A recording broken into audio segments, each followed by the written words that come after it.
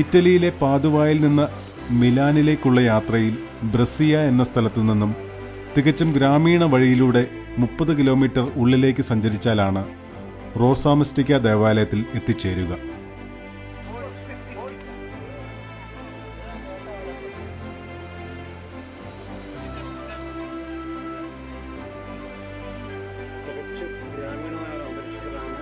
പാതയുടെ ഇരുവശങ്ങളിലും വളരെ വിദൂരതയിൽ കൃഷിഭൂമി തന്നെയാണ് കാഴ്ച. കണ്ണിന് കുളിർമ നൽകുന്ന പച്ചപ്പ്. ഇങ്ങനെയൊരു ഗ്രാമക്കാഴ്ച എല്ലാവർക്കും ഒരു പ്രത്യേക നൊസ്റ്റാൾജിയ അനുഭവമായിരുന്നു. 1947 പേറീന ഗിലി എന്ന ഒരു നേഴ്സിന് പരിശുദ്ധ കന്യകാമറിയം പ്രത്യക്ഷപ്പെട്ടു. പേറീന കർത്താവിന്റെ മണവാട്ടിയാകാൻ ആഗ്രഹിച്ചിരുന്ന ഒരു സ്ത്രീയായിരുന്നു. നഴ്സിംഗ് പഠനം പൂർത്തിയാക്കി ഇവിടുത്തെ ഒരു ആശുപത്രിയിൽ ജോലി ചെയ്തിരുന്ന അവസരത്തിലായിരുന്നു ഈ പ്രത്യക്ഷീകരണം. ദുഃഖിതയായി കാണപ്പെട്ട മാതാവിന്റെ നെഞ്ചിൽ 3 വാളുകൾ തുളച്ചു കയറിയതായി കാണപ്പെട്ടു. പ്രാർത്ഥന, പരിഹാരം, പ്രായശ്ചിത്തം എന്നിങ്ങനെ പറഞ്ഞു.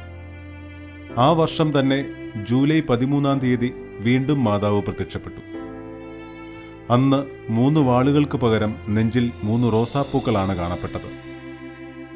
അവയുടെ നിറം ചുവപ്പ്, വെള്ള, സ്വർണം എന്നിങ്ങനെയായിരുന്നു. വളരെ സന്തോഷത്തോടെ മാതാവ് പിയറീന ഗിലിയോട് ഇങ്ങനെ പറഞ്ഞു: ഞാൻ ഈശോയുടെ അമ്മയും നിങ്ങളെല്ലാവരുടെയും അമ്മയുമാണ്. ഈ പ്രത്യക്ഷീകരണം വൈദികർക്കും എല്ലാ സന്യാസ സഭകൾക്കും വേണ്ടിയാണെന്ന് അമ്മ പറഞ്ഞു. റോസാ മിസ്റ്റിക്ക എന്ന പേരിൽ പുതിയൊരു മരിയഭക്തി ആരംഭിക്കുവാൻ ഈശോ എന്നെ അയച്ചിരിക്കുകയാണെന്ന് അമ്മ അരുളി ചെയ്തു. ഇത്തരത്തിൽ എന്നെ ആദരിക്കുന്ന എല്ലാ മതസ്ഥാപനങ്ങൾക്കും സഭാ സമൂഹങ്ങൾക്കും പുരോഹിതന്മാർക്കും പ്രത്യേക സംരക്ഷണം അമ്മ വാഗ്ദാനം ചെയ്തു. എല്ലാ മാസവും 13 മരിയൻ ദിനമായി ആചരിക്കണമെന്നും അതിനു മുമ്പുള്ള 12 ദിനങ്ങൾ ഒരുക്കമായിട്ടുള്ള പ്രാർത്ഥന അർപ്പിക്കണമെന്നും മാതാവ് ആവശ്യപ്പെട്ടു. ജൂലൈ 13 റോസാ മിസ്റ്റിക്ക മാതാവിന്റെ തിരുനാൾ ആചരിക്കണമെന്നും അമ്മ ആഗ്രഹം പ്രകടിപ്പിക്കുകയുണ്ടായി. 3 വാളുകളുടെയും 3 റോസാപ്പൂക്കളുടെയും വ്യാഖ്യാനം അമ്മ പിയറീനായ്ക്ക് വെളിപ്പെടുത്തി.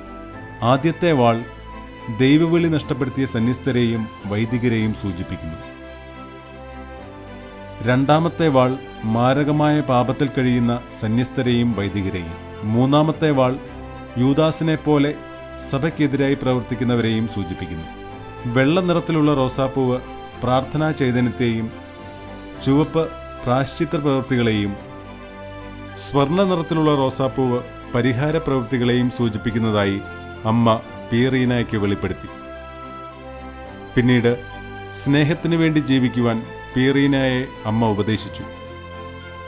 ജനങ്ങൾ തിന്മയിലേക്ക് വളരെ അധികമായി കടക്കുന്നു എന്നതുകൊണ്ട് ത്യാഗങ്ങളും പരിഹാര പ്രവൃത്തികളുമൊക്കെ എടുക്കുവാൻ അമ്മ ആവശ്യപ്പെട്ടു.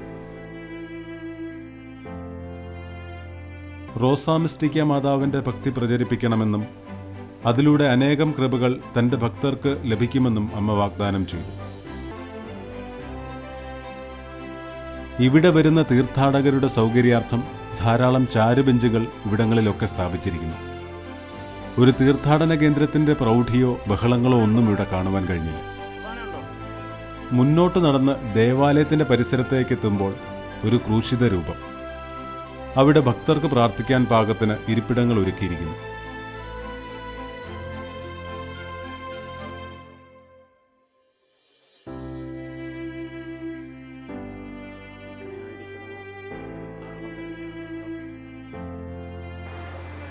പൂക്കളുടെ സമയമല്ലെങ്കിലും പരിസരങ്ങളിൽ ധാരാളം റോസാപ്പൂക്കൾ പൂത്തുലഞ്ഞു നിൽക്കുന്നു.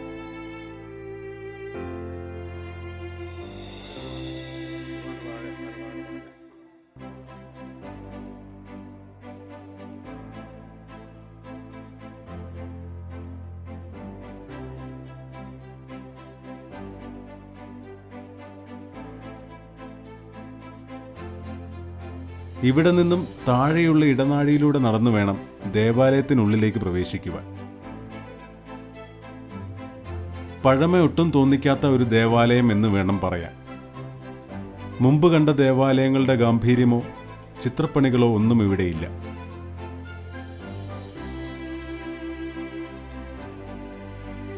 രൂപങ്ങൾ, ദേവാലയത്തിൻ്റെ ഉൾവശങ്ങൾ എല്ലാം ധാരാളം പൂക്കൾ കൊണ്ട് അലങ്കരിച്ചിരിക്കുന്നു.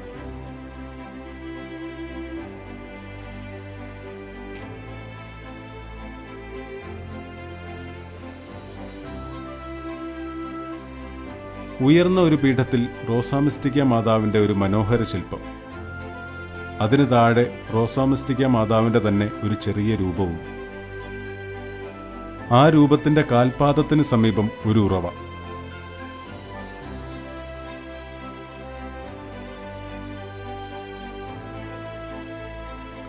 എല്ലാവരും രോഗശാന്തിക്കായി അവിടെ നിന്നും കുടിക്കുകയും വിശുദ്ധമായ ജലം അവിടെ നിന്നും കുപ്പികളിൽ ശേഖരിക്കുകയും ചെയ്യുന്നു. ആ ഉറവയുടെ തുടർച്ചയായിട്ടാണെന്ന് തോന്നുന്നു ദേവാലയത്തിൻ്റെ വലതുവശത്ത് കുറെ ജലം കെട്ടി നിർത്തിയിരിക്കുന്നു. എല്ലാവരും പ്രാർത്ഥനയോടെ അതിലൂടെ നടന്നു കയറുന്നു. സഹിക്കാൻ വയ്യാത്ത തണുപ്പാണെങ്കിലും എല്ലാവരും തന്നെ അതിൽ കൂടി നടന്നു.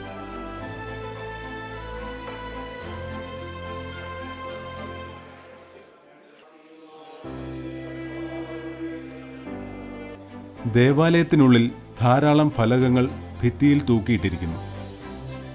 ഇവിടെ പ്രാർത്ഥിച്ച് അനുഗ്രഹങ്ങൾ നേടിയവരുടെ സാക്ഷ്യങ്ങളാണ് അവയൊക്കെയും.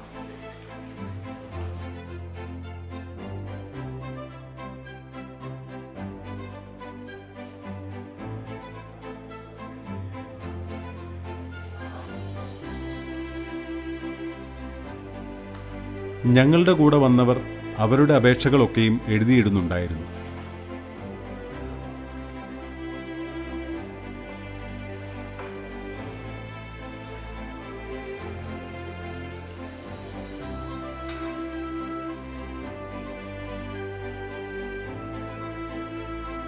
നേഴ്സുമാരുടെ ഒരു അഭയകേന്ദ്രമായിട്ടാണ് ഇവിടം അറിയപ്പെടുന്നത്.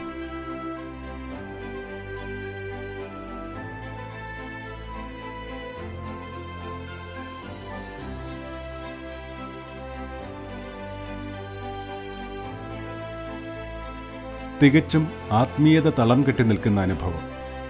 മടക്കയാത്രയിൽ എല്ലാവരിലും ഒരു പ്രത്യേക ദൈവാനുഭവം കാണുവാൻ കഴിഞ്ഞു.